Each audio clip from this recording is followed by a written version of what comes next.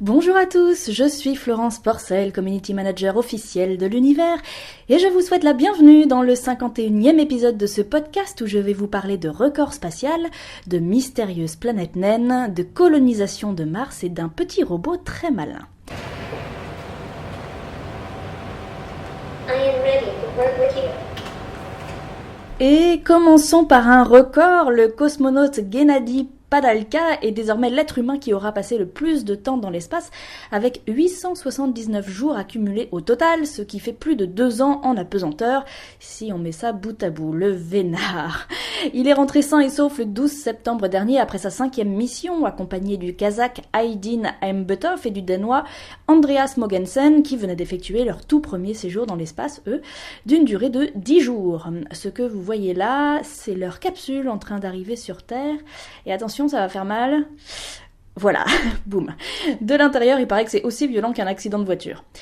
Et le voilà, le héros du jour, sorti en premier de la capsule et tout sourire. Il a quand même battu un record vieux de 10 ans, et qui était déjà détenu par un Russe, Sergueï Krikalev, qui est désormais directeur de la Cité des Étoiles. Et d'ailleurs, pour la petite histoire, Sergueï Krikalev est le seul astronaute à avoir changé de nationalité pendant qu'il était dans l'espace, parce que entre le moment où il est arrivé dans la station Mir en 91 et le moment où il est redescendu sur Terre, en 92, l'URSS était devenue la Russie. Voilà, donc il est monté soviétique et il est redescendu russe. C'est rigolo. Bref, Gennady Padalka, 879 jours passés dans l'espace, record à battre. Une fois n'est pas coutume, il n'était pas monté avec les astronautes qui l'ont accompagné lors de son retour, puisque Scott Kelly et Mikhail Kornienko sont restés dans l'ISS pour une mission d'1 an destinée à préparer les futures missions de longue durée vers Mars. Et lors d'une opération de communication sur Twitter avec Scott Kelly, Barack Obama lui-même a posé une question que je vous traduis. « Hey, salut Scott, j'adore les photos, ça ne t'arrive jamais de flipper quand tu regardes par le hublot ?» Ce à quoi l'astronaute a répondu « Rien ne me fait peur, monsieur le président, à part recevoir une question de vous. » Voilà, c'est pas mignon. Non mais sérieux, si vous avez un compte Twitter et que vous le suivez pas encore, foncez, il poste des photos de malades tous les jours et il doit rester encore 6 mois là-haut, donc il n'est pas trop tard, loin de là.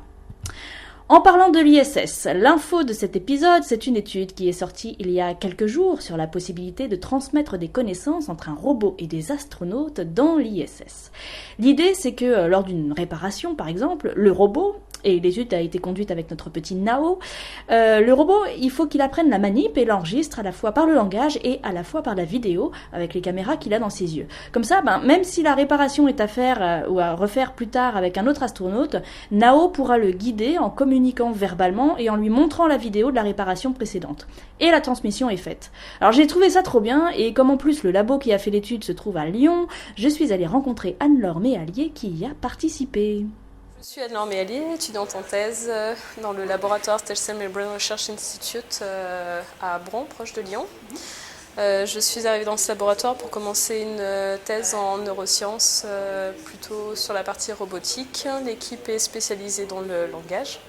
On s'intéresse aux mécanismes d'apprentissage du langage et on essaye de s'en servir, de mettre nos modèles dans des robots et de voir si on peut amener un langage plus naturel entre le robot et l'humain. L'Institut étudie le cerveau, certains mécanismes, certaines fonctionnalités du cerveau. Et donc ça nous permet d'avoir plein d'experts neuroscientifiques, biologiques, qui ont des modèles de fonctionnement du cerveau humain sur lesquels on s'appuie.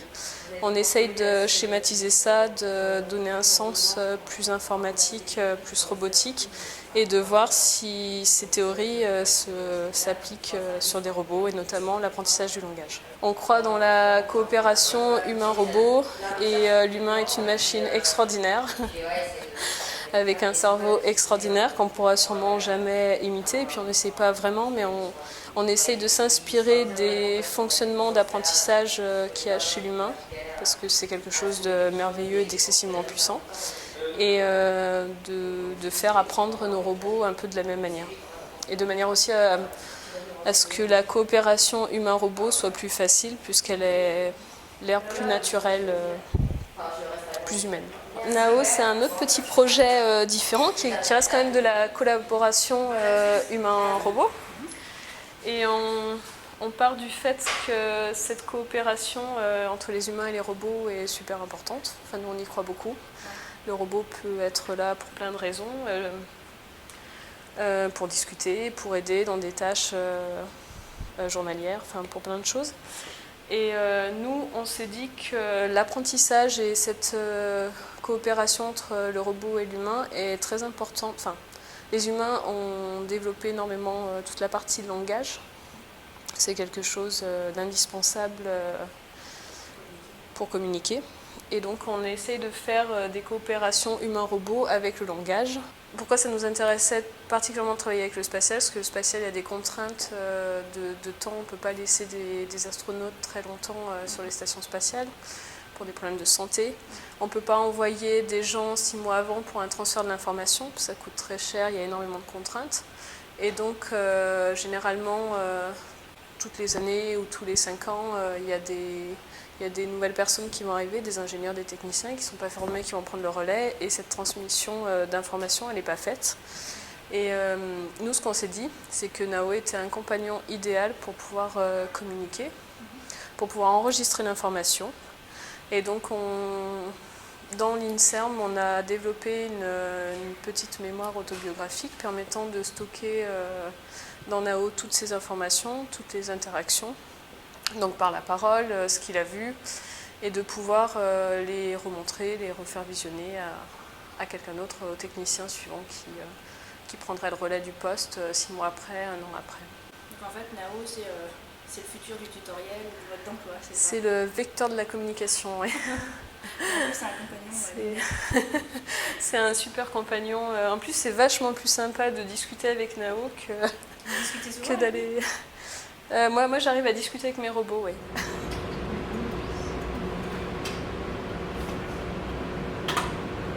Who am I working with? Anne-Laure. Did you say Anne-Laure? Yes. Okay.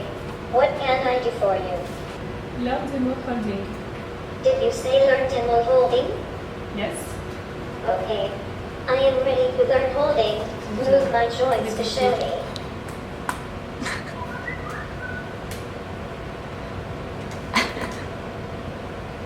Open both hands.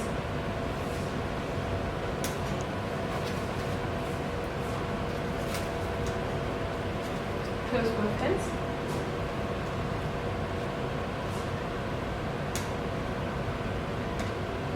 Now stop.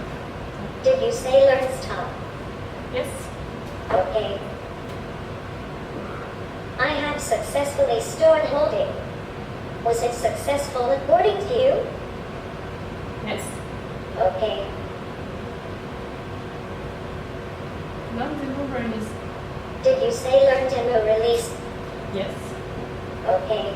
I am ready to learn release. Move my joints to show me. Open both hands. Close both hands. Learn stop. Did you say learn stop? Yes.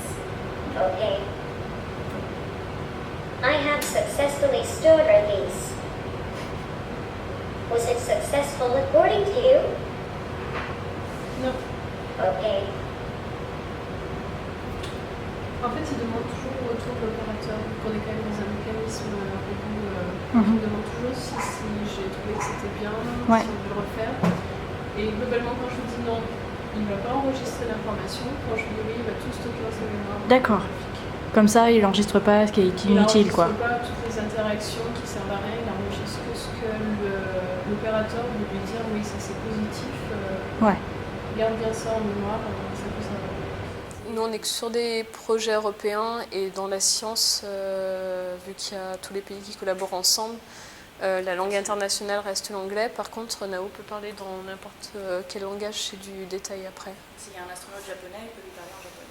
Il devrait pouvoir lui parler en japonais, tout à fait. Honnêtement, ce qui n'a pas été étudié, c'est si, pour des contraintes de matériaux pour survivre dans le spatial, si Nao lui-même est suffisamment robuste pour rester 1 an dans le spatial en contrainte de gravité. Mais c'est tout à fait envisageable avec un grand frère avec des composants prévus pour le spatial. A priori, il n'y a aucun souci pour le mettre en zéro gravité, mais après, il faut faire le test. Nous, ce qui nous intéresse, c'est vraiment la communication entre les robots et les humains et comment faire cet échange de communication, cet apprentissage. Et puis, donc, on a un laboratoire INSERM, on travaille quand même sur l'intelligence, sur les mécanismes d'apprentissage.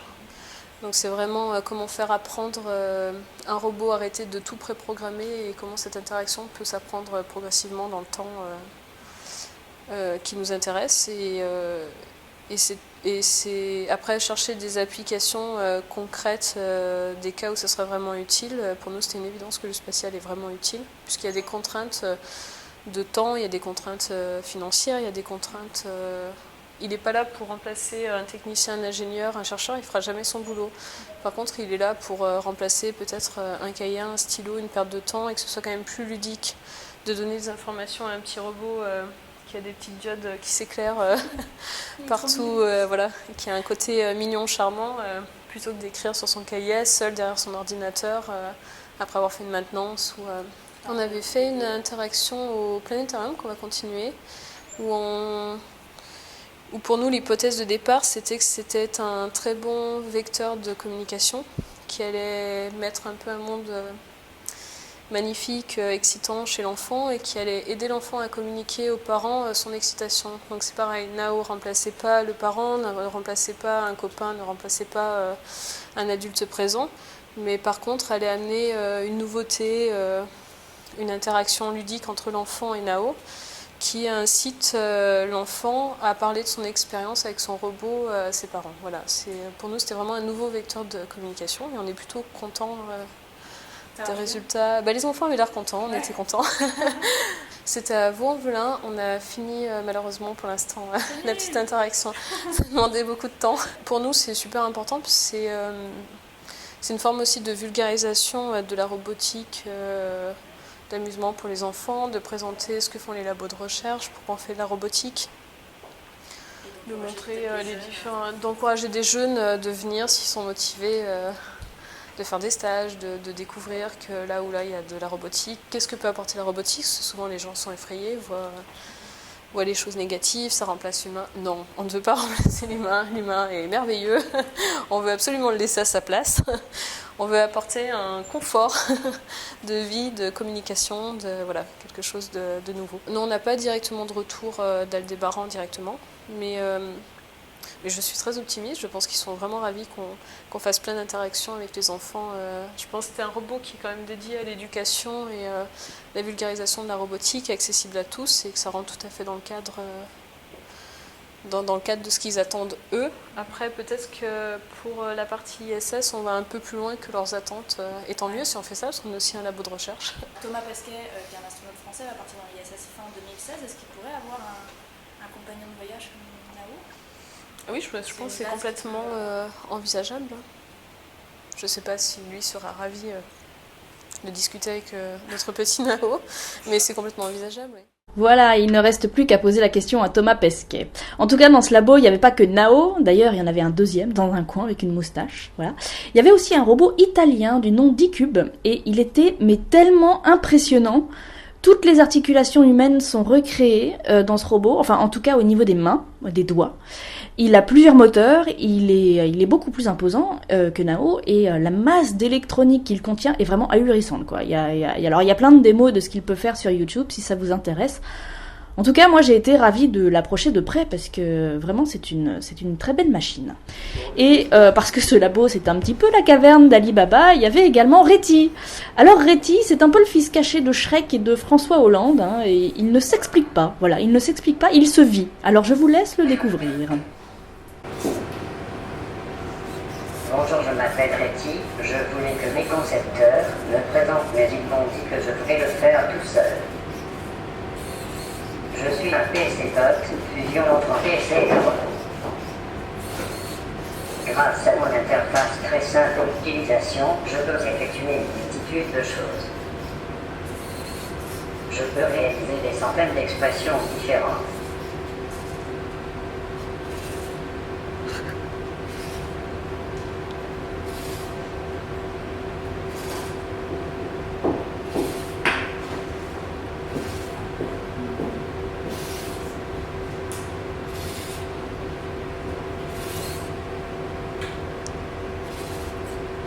Je peux filmer et prendre en photo tout ce que je voudrais. Vous trouverez plus d'informations sur le site reti.fr.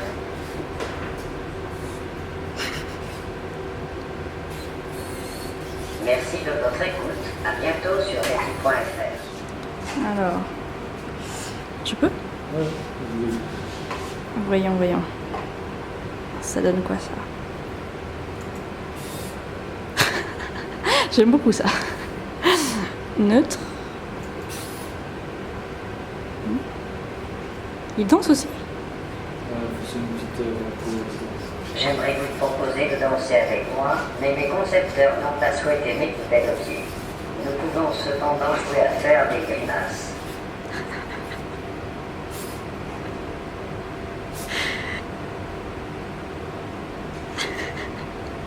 T'es meilleur en grimace que moi, hein, je peux pas lutter.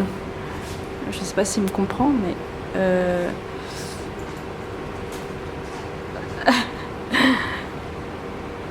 Ok.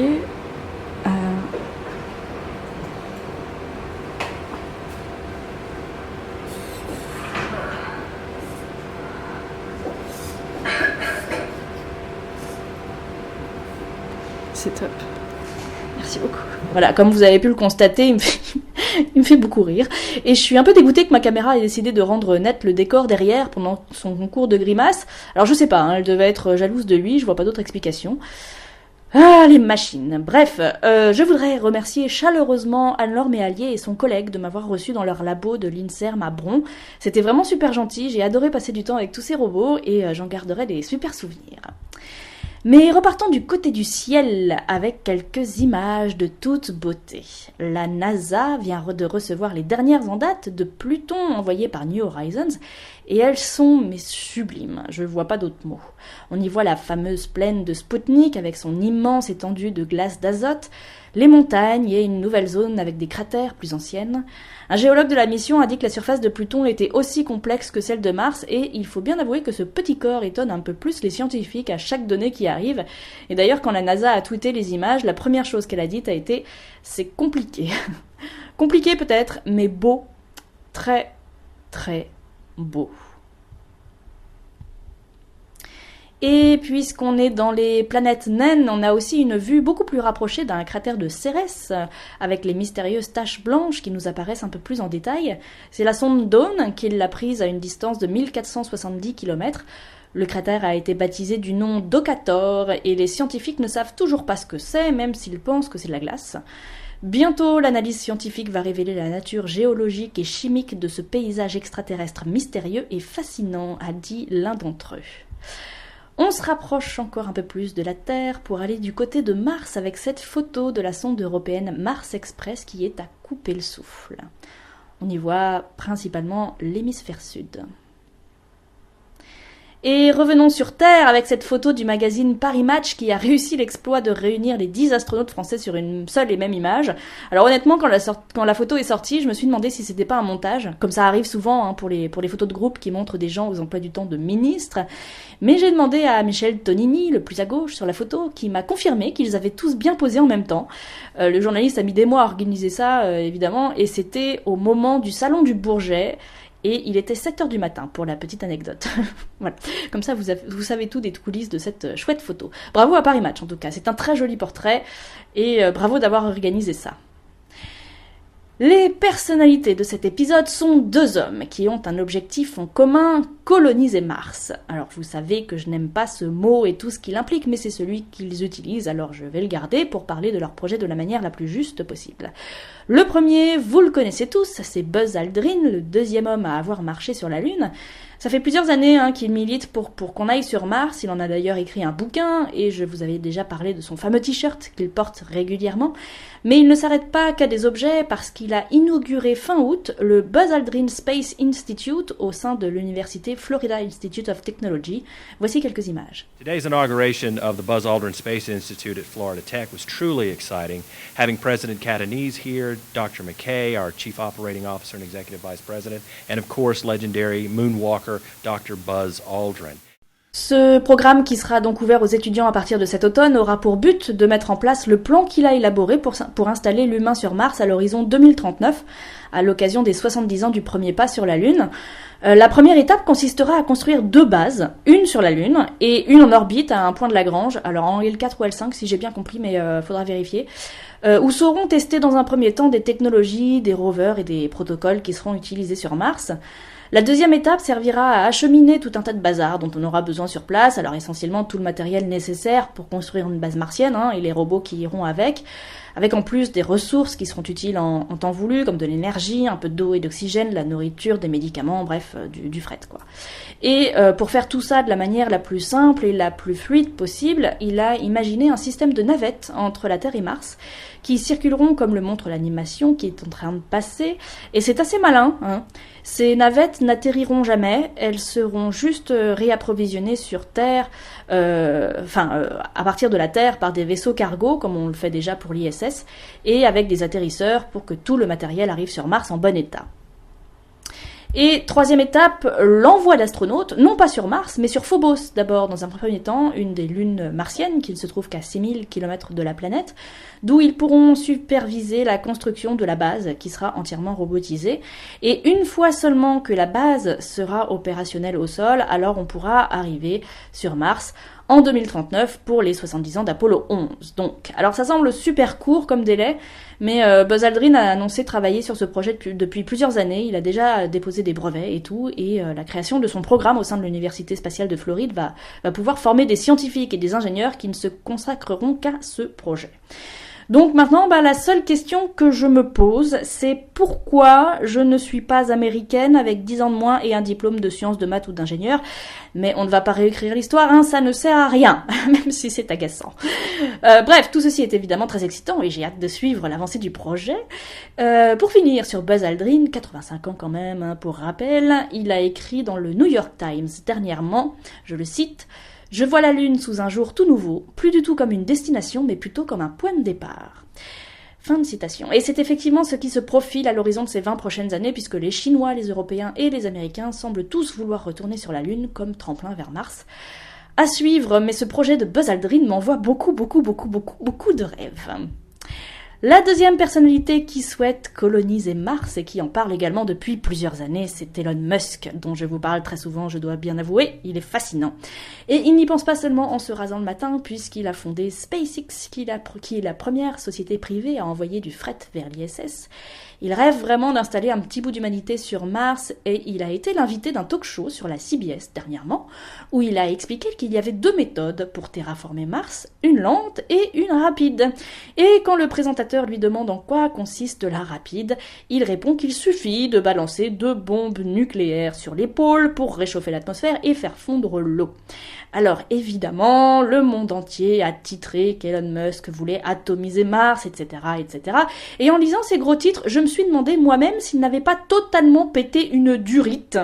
Mais je suis allée voir l'extrait de l'émission en question et on se rend bien compte qu'en fait, c'était à prendre au 2e degré. Alors je ne peux pas vous diffuser la vidéo parce que YouTube me bloquerait la mienne, mais je vous laisse le lien pour aller la voir, ça dure même pas 3 minutes et en plus d'être beau, milliardaire, doué et ambitieux, Elon Musk est drôle, oui je sais, je l'ai déjà dit 1000 fois, mais aussi, que voulez-vous. Bon, voilà. En tout cas, face au tollé que ça a déclenché dans la presse, il a dû se fendre d'un tweet où il dit ceci... au fait, je n'ai pas dit qu'on devrait lâcher une bombe atomique sur Mars, j'étais juste en train d'évoquer quelques options. Voilà donc la réponse aux journalistes qui se sont un peu trop emballés. Et en attendant, il continue à développer sa capsule Dragon habité. SpaceX a d'ailleurs tweeté une image d'artiste représentant le vaisseau sur Mars. Ouais, vous trouvez pas que ça a trop de la gueule, Non mais sans rire. Regardez cette image, quoi. Oh, mais j'ai trop hâte de voir ça en vrai, moi. Enfin, même si c'est juste une photo. Je veux dire, pas forcément sur place, même si j'aimerais bien. Bref. Et puisque rien ne l'arrête, ce garçon, il pense déjà à aller plus loin. C'était 2 jours après son tweet sur la bombe nucléaire martienne, d'ailleurs. Je vous traduis. Le Dragon 2 a été designé pour atterrir sur n'importe quelle surface, solide ou liquide, dans le système solaire. Je suis content de voir que des gens pensent déjà à des applications. Et ensuite, deuxième tweet en dessous, dans sa version la plus allégée, le lanceur Falcon Heavy peut envoyer un dragon plein à craquer vers Mars ou un dragon pas trop lourd vers les lunes de Jupiter. Une mission vers Europe serait cool. Tu parles, Charles, ce serait carrément génial, ouais.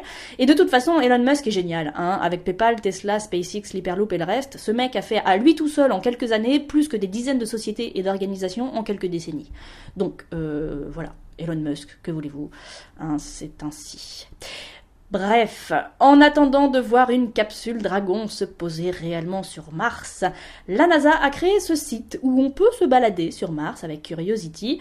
Voilà, on l'amène donc où on veut.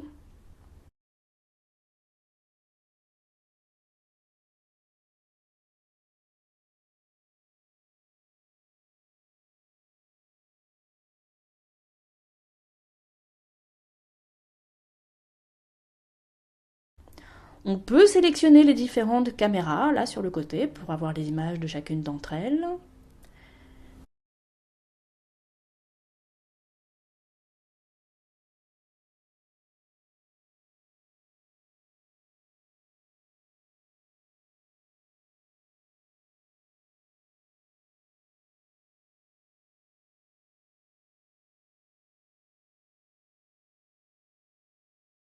Et on peut regarder autour, tranquille, au calme. Ah mais de toute façon, moi c'est bien simple, hein. Le jour où l'Oculus Rift aura un programme avec les images HD d'Opportunity et de Curiosity, on me perdra définitivement, hein. On me perdra définitivement. Donc j'espère que ça arrivera le plus tard possible. Mais je suis toujours là, donc profitons-en. Alors je vais vous parler de culture un petit peu. Restons sur Mars, du coup, avec la sortie du 5e tome du Projet Mars d'Andreas Eschbach, que j'ai préfacé. Comme les 4 autres, c'est aux éditions La Talente et il se trouve un peu partout. C'est l'histoire d'adolescents qui ont toujours vécu sur Mars et à qui il arrive tout plein d'aventures. Alors c'est rangé en fiction jeunesse à partir de 13 ans, mais je ne le savais pas quand je l'ai lu pour la première fois il y a quelques années, et j'ai beau ne plus avoir 13 ans depuis très longtemps, j'ai tout dévoré très vite tellement c'est trop bien. Donc voilà, la fin de l'histoire vient de sortir. Côté livre, toujours, je vous en avais déjà parlé à l'épisode 50 avec une interview de l'auteur, mais sachez que la version anglaise de L'univers à portée de main de Christophe Galfard est désormais disponible également. Comme je sais qu'il y a beaucoup d'expatriés qui m'écoutent, peut-être que ce sera plus facile de vous procurer cette version-là, en anglais, que la version française.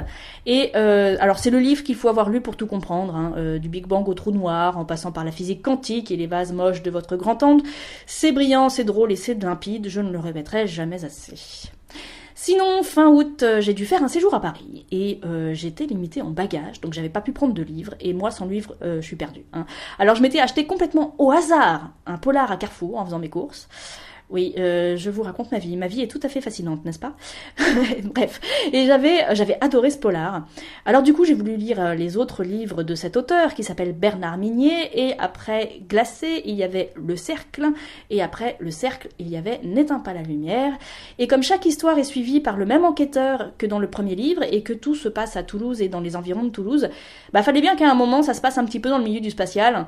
Et c'est donc chose faite dans N'éteins pas la lumière, où les astronautes ne sont pas présentés sous leur meilleur jour.